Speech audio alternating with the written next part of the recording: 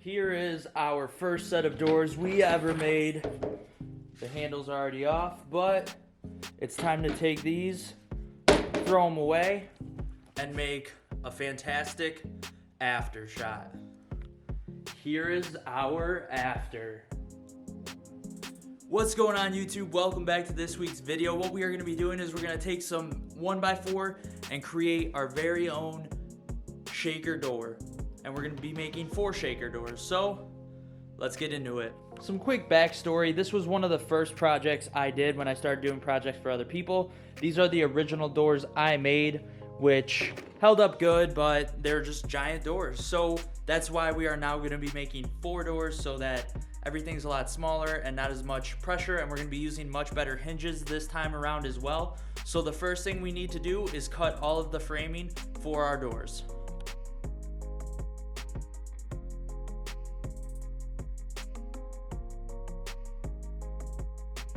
Alright, so we had to switch to the phone because my camera died. Shocker. Anyways, what we got going on, you can see our doors are now mocked up. Our total distance when you measure these pieces together is 7 inches. I need these doors to be 16 3/4 inch tall, so that means I have to cut pieces at 9 3/4 inch tall. So we are gonna make 2 times 4, 8 cuts at 9 3/4 inches tall. Let's do it.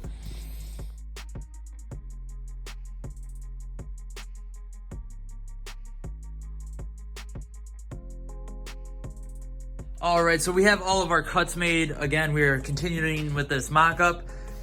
We are using 1x4, which means this is 3/4 inch thick material. So for our centerpieces here, we're going to be using 1/2 inch material.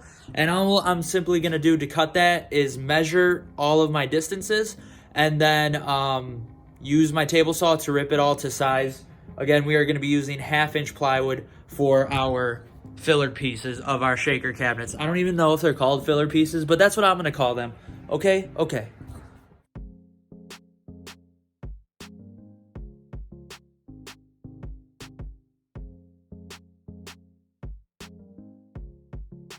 So as you can see, our 4 panels are now done and cut. We have our framing over here. So the next thing I'm going to do actually is pocket hole our outer frames as well as our panels, because that's how we're gonna connect everything all together. So let's do it.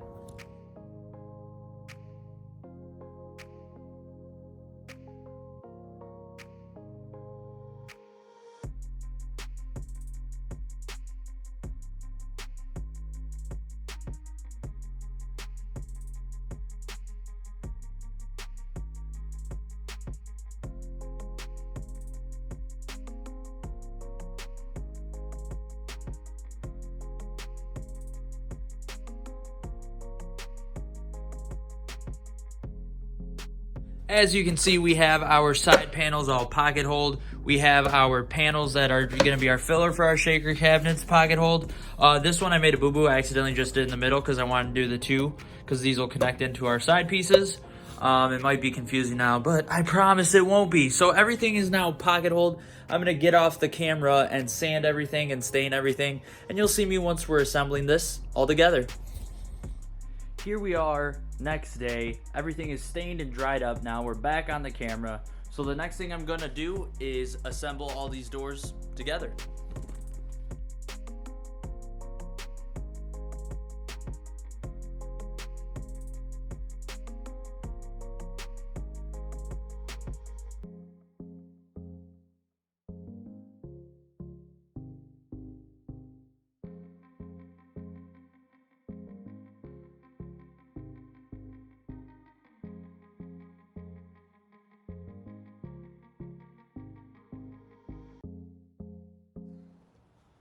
Alright guys, next up we are going to be putting in our concealed hinges, and in order to do that we are going to use our concealed hinge jig from Kreg. You always want to reference the template that comes from your manufacturer's hinge. Line it up, follow it directly. With these types of hinges that I've used before, I know to set my Kreg jig to 6 millimeters from the edge, and that's all I'll need to do. And then the way I like to double check is you actually put that template there, and then once you measure it out, it should hit the circle perfectly, and it does every time. So that is what I'm gonna be doing next, and you'll be watching me do that for all of these doors.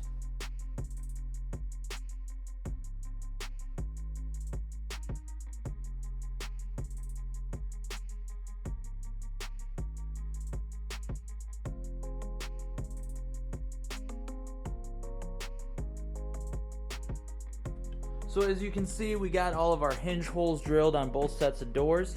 The next thing I'm going to be doing is taking these pocket hole plugs and gluing them all into place on the doors where I can.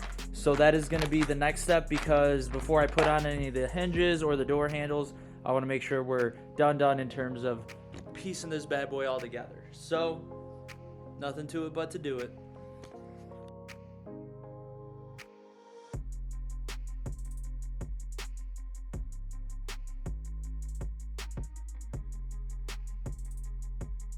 Alright, we are back. It is the next day. Everything is dried up in terms of our plugs. So I'm going to be using my Japanese handsaw and my random orbital sander in order to get all those smooth and flush.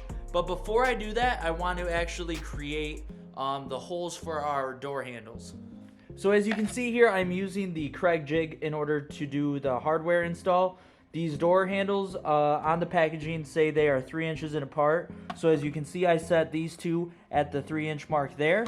Then on the back, you can see how far in you want to have your hardware, all the way up to 5 inches. So I want mine set at 1.75 because our 1x4s are 3.5 inches in diameter. So by setting it to 1.75, the hardware is going to rest directly in the center of those boards. And then in order to maintain the same type of spacing I had on the first set I've made, I'm setting the first hole to be 2 inches down on the actual door itself. So enough talking, let's get into actually pre-drilling all these holes. Also, I almost forgot, it's really cool. The jig itself tells you to use a 3/16 inch bit when pre-drilling all these holes. So let's do it.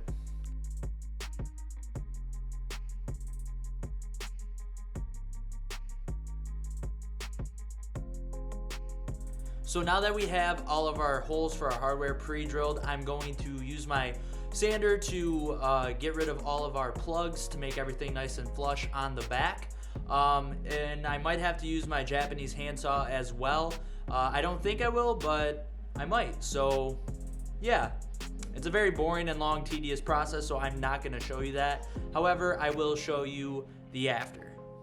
So in a funny turn of events, that other door handle over there that's still in the packaging is actually the wrong color compared to the rest of them. So that's awesome. I have to return that and get the right door handle to match. And I'm also gonna need more of these screws in order to attach the handles onto our frame, because for the last doors I made, I had a 1/4 inch piece of plywood behind the actual framing on the door. So that's why I need an extra long bolt, and now the bolt is too long. So we'll have to go get a new screw to replace that. But in the meantime, I'm gonna install all of the door hinges.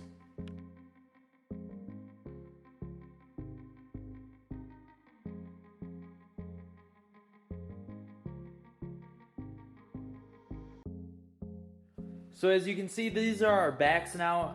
All I ended up doing to get the nubs even and everything is just sanding with 320 and 120 grit sandpaper. Got everything flushed, and then obviously was sanded down, so I needed to restain everything. So that's how we got our backs all done and looking the way they do. And now we obviously have all of our hinges done and installed. What's so weird is they gave me so many extra screws. I don't even know what I'm gonna do with these. But yeah, we just need to get that new door handle, and then after that, we'll pretty much be done until the install.